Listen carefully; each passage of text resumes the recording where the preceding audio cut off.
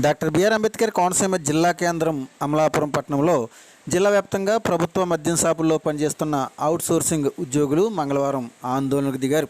Andhra Pradesh state beverage corporation contract and out sourcing employees association ఆధ్వర్యంలో contract ఉద్యోగుల నిరసన వ్యక్తం చేస్తూ ప్రభుత్వం ప్రవేశపెడుతున్న నూతన మద్యం విధానంలో ప్రభుత్వ మద్యం దుకాణాల్లో పనిచేస్తున్న తమను తొలగించే ప్రయత్నం చేయడం దారుణమని పేర్కొన్నారు.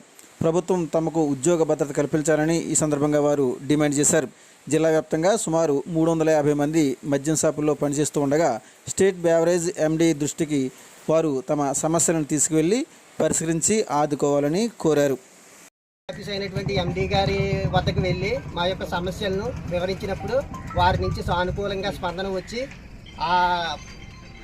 ఈ విషయం మీ యొక్క ఉద్యోగ పద్ధతి గురించి ఆల్రెడీ చర్చ జరుగుతుంది, ఒక 3 రోజుల సమయం ఇవ్వండి, ఈ 3 రోజుల సమయంలో మీకు ఏదైనా శాఖల్లో ఖాళీ ఉన్నాయా, ఎంతవరకు అవకాశం ఉందని చెప్పేసి మీకు సానుకూలంగా ఒక నిర్ణయం దిశగా మేము ఆలోచన చేస్తున్నాము.